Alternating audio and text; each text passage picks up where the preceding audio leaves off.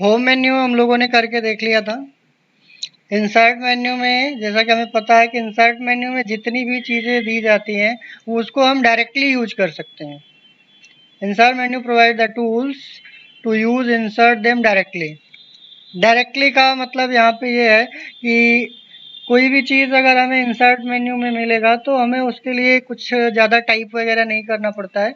जैसे आप insert menu में आप गए हैं तो यहाँ पे जैसे बहुत सारे शेप्स भी आपको मिलेंगे, जैसे लाइक रेक्टेंगल बनाना है तो ये रेक्टेंगल बना लिया, या फिर इसके कलर्स वगैरह भी देने हैं तो आप कलर भी दे सकते हो।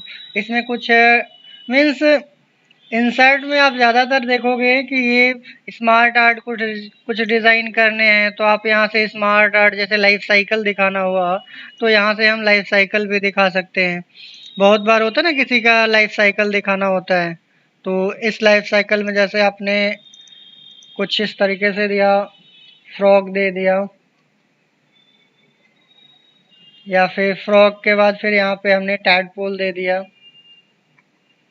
या ग्रास होपर दे दिया।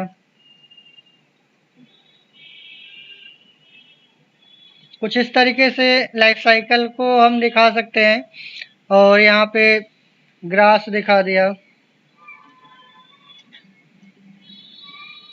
मतलब इसमें बनी बनाई चीजें आपको मिलेगा। यहाँ पे स्नैक दिखा दिया,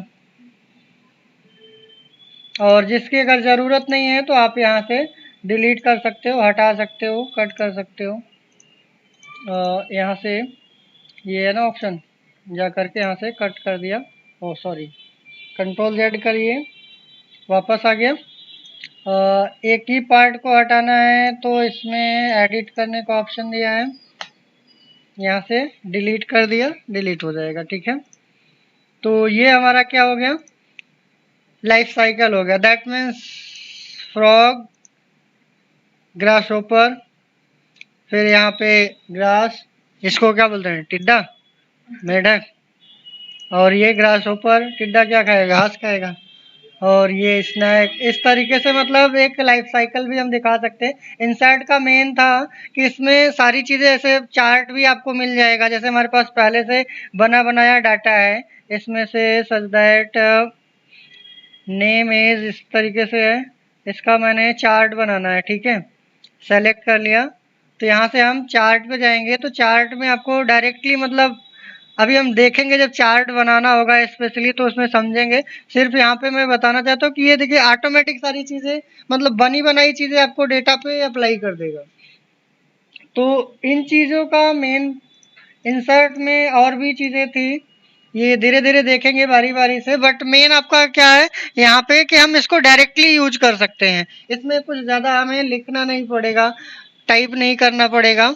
ज़्यादातर आपको click and drag, use and throw इस तरीके से होगा। जैसे आपका पायोट टेबल भी है, टेबल भी अगर हमें डिज़ाइन करना है तो टेबल भी बना सकते हैं। स्मार्ट आर्ट अभी आपने देखा, चार्ट देखा, स्लाइसर भी होता है, सिंबल भी बहुत से बने बनाए होते हैं जो कीबोर्ड में नहीं दिए जाते हैं, उसको भी हम डायरेक्ट इंसर्ट कर सकते हैं। और पायोट टेबल, चार्ट, स्लाइसर, इन सब चीज़ों का हम यूज किस लिए करते हैं, किसी भी रिपोर्ट को बनाने के लिए। ज़्यादातर हमारा रिपोर्ट बनाने के लिए यूज करते हैं। ठीक है, तो chart are use for visualisation. जो हमारा चार्ट होता है किसी भी डेटा का विजुअलाइजेशन करने के लिए यूज करते हैं। विजुअलाइजेशन का मतलब जिसको हम ग्राफ के थ्रू दिखा सके और हमें डेटा पे ज़्यादा फोकस ना करना पड़े, सीधे ग्राफ को देख करके हम पता कर सके। जैसे आप क्रिकेट में देखते हो, क्रिकेट का ग्राफ होता है, कौन सी टीम का रन रेट ज़्यादा है, किस टीम का रन रेट कम है, या फिर किसी भी कंट्री का पॉपुलेशन वगैरह भी दिखाया जाता है तो उसमें आप पाई चार्ट के थ्रू दिखाते हो कि इतनी पॉपुलेशन ये है, इतनी पॉपुलेशन मेल की है, इतनी फीमेल की है, तो वो सारी चीज़ें हम दिखा सकते हैं। तो पहले तो हम इसमें इंसर्ट में देखेंगे तो सबसे पहला हमारा पायोट टेबल, यहाँ से हम देखेंगे इंसर्ट में पायोट टेबल का मिलेगा। ठीक है, तो हम पायोट टेबल को पहले करेंगे। तो यहाँ पे पायोट टेबल करने का तरीका क्या है, जो हमारे पास डेटा होगा, पायोट टेबल का मेन क्या है, मेन काम क्या है, pivot table use to summarise the data. किसी भी डेटा को समराइज करने के लिए हम पायोट टेबल का यूज करते हैं। दैट मीन्स अगर हमारे पास बहुत लंबा रिकॉर्ड है, उसमें से कुछ समरी निकालना है, कुछ इन्फॉर्मेशन निकालनी है, तो उसके लिए हम पायोट टेबल का यूज करेंगे। इंफॉर्मेशन इन द सेंस हमें to the point exact information चाहिए, तो कैसे करेंगे उसको भी अभी देखेंगे। एनालिसिस करने के लिए कभी भी एनालिसिस करना होगा किसी भी रिकॉर्ड पे तो हम पाइवट टेबल यूज करेंगे। ठीक है, तो यहाँ पे चलते हैं। इसमें अगर हमें एनालिसिस करना है कि कंट्री वाइज अगर हमें देखना है कि मेल कितने हैं फीमेल कितने हैं, या फिर इसमें हमारे एज ग्रुप किस कंट्री में सबसे कम एज का बंदा है, किस कंट्री में सबसे ज़्यादा एज का बंदा है, अगर हम ये सारी चीज़ें अगर हमें पता करना है तो हम क्या करेंगे, पाइवट टेबल का यूज करेंगे। पहले इसको हम सेंटर में कर लेते हैं थोड़ा सा, जैसा यहाँ पे दिया गया है इसको हमने सेंटर में कर लिया, थोड़ा सा अच्छा दिखेगा।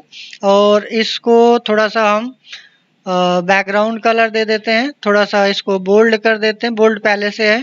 ठीक है, और इसमें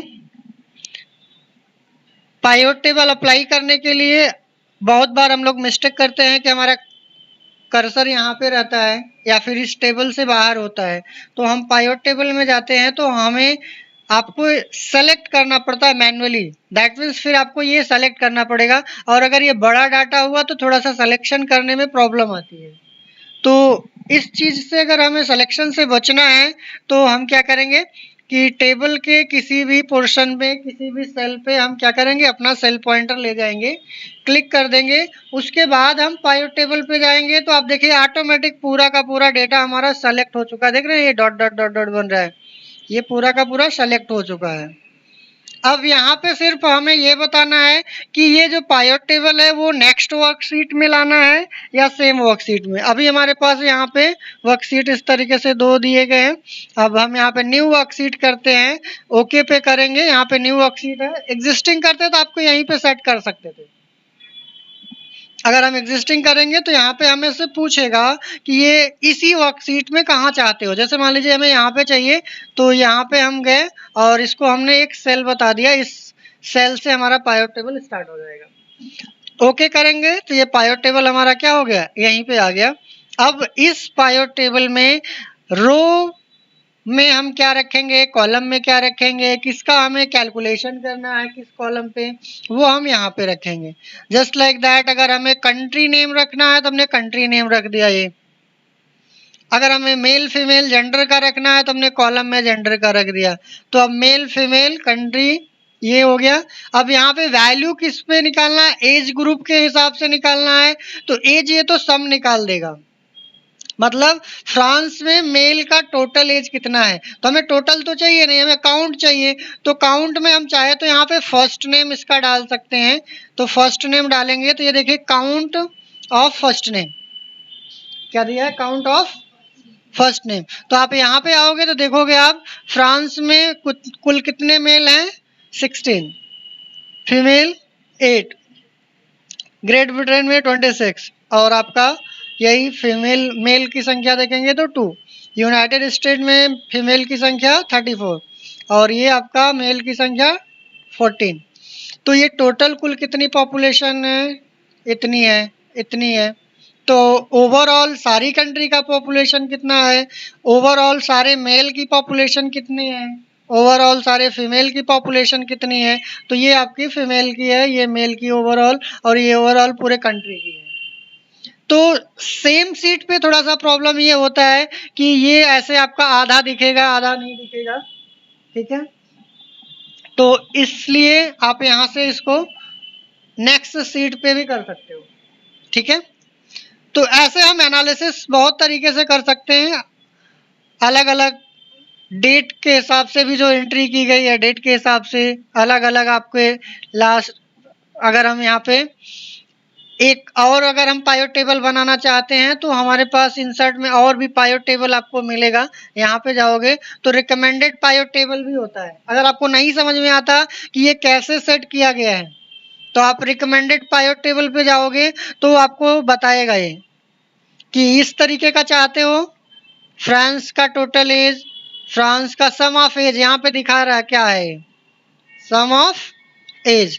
अगर हमें ऐसा नहीं चाहिए तो सम ऑफ आईडी दिखा रहा है, ये भी नहीं चाहिए तो यहाँ पे दिखा रहा है, देखिए यहाँ पे टोटल दिखा रहा है, काउंट, क्या दिखा रहा है, काउंट।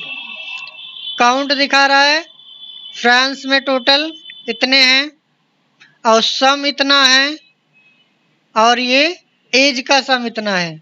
मतलब आपको काउंट भी करके दिखा रहा है, सम भी दिखा रहा है आईडी के अकॉर्डिंग और एज के अकॉर्डिंग भी सम दिखा रहा है हर कंट्री का, ठीक है। फिर ओवरऑल भी दिखा रहा है।